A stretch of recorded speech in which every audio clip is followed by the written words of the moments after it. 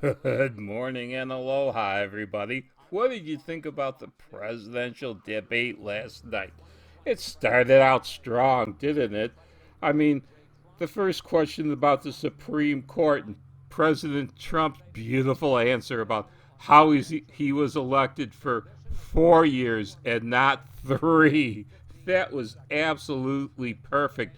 It showed beautifully how he was abiding by the Constitution of the United States. The Constitution allows him to nominate a justice for the Supreme Court as long as he's president.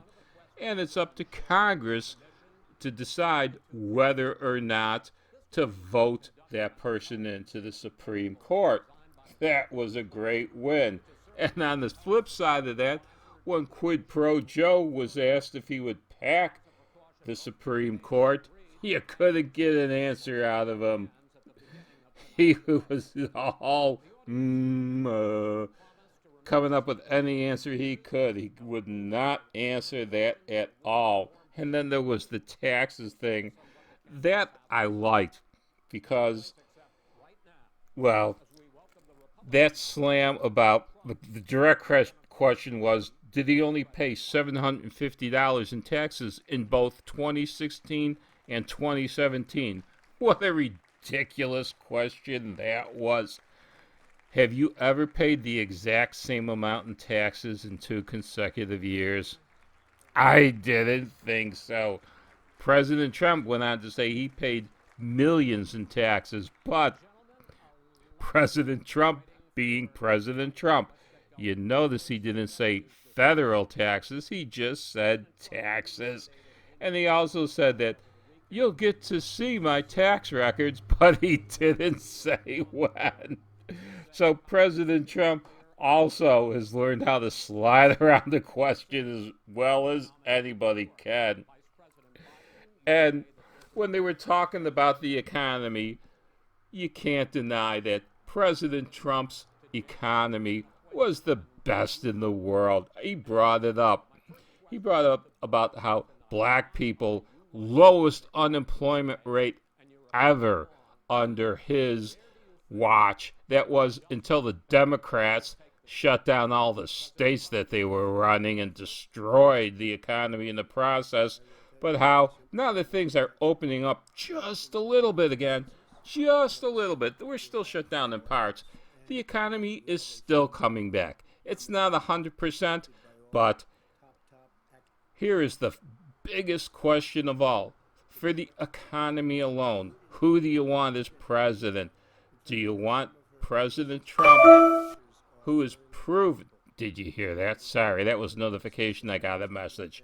Do you want President Trump, who is proven that he can run the economy, or do you want Sleepy Joe, where they remember the shovel-ready jobs that Sleepy Joe and Obama had that they wanted?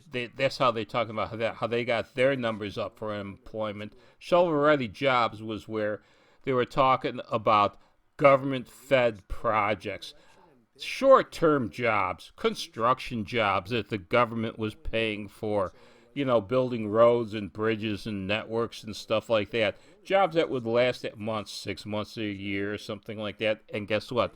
They weren't all that shovel ready to begin with anyway. And President Trump's jobs, they're all in the private sector. He hasn't tried to balloon the figure of employment by just creating jobs of spending government money. Gotta hand it to President Trump on that one.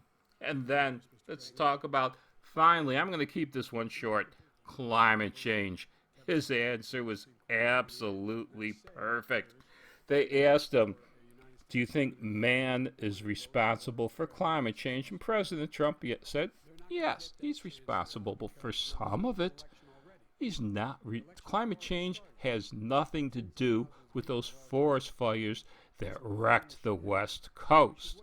That was just poor forest management in California and Washington and Oregon.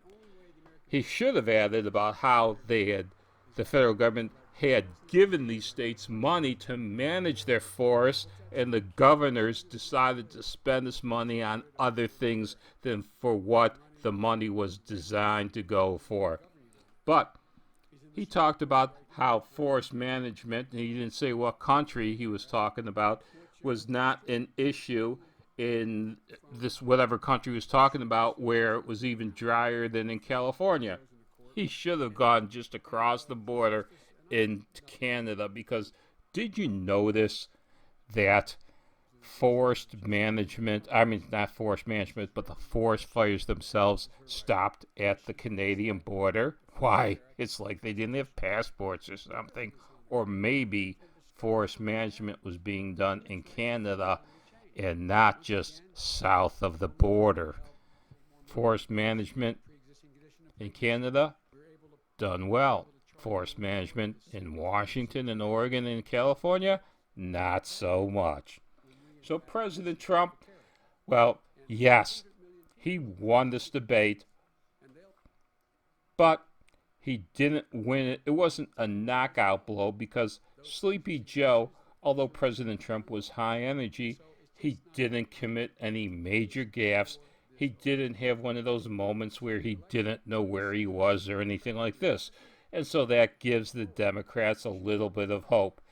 It's still a low energy type of thing. It's sort of like President Trump is flying overhead at 600 miles an hour, and his contender, Quid Pro Joe, is just moseying along at walking pace, maybe with a coal-fueled train, trying to chug uphill. Like I said, to me, this debate, this wasn't worth watching. I didn't get what I wanted an amusement factor out of it. We knew we weren't going to get any new thoughts. We knew we weren't going to get any new policies out of this debate. If you were trying to watch this debate for anything other than amusement factor, well, you lost. If you were trying to watch this debate for the amusement factor, you lost. So for me, this debate was a loss.